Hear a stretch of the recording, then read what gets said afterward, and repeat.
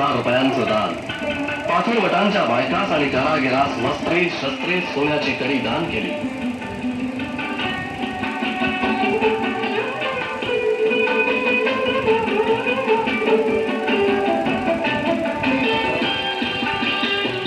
सागराला सोन्याचा नारळ अर्पण केला.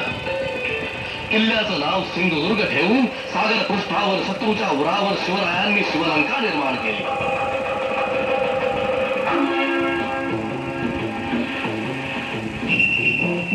सिंधुदुर्ग किल्ल्याचा परिसर 2 मैलाचा आहे. या किल्ल्यानं 40 एकर जागा व्यापली आहे.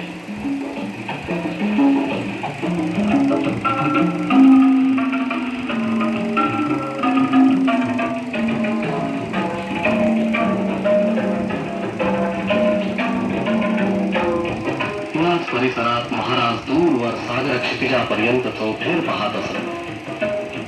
त्यांच्या नजरेला मर्यादा नव्हत्या, पायाला उसंग नव्हती.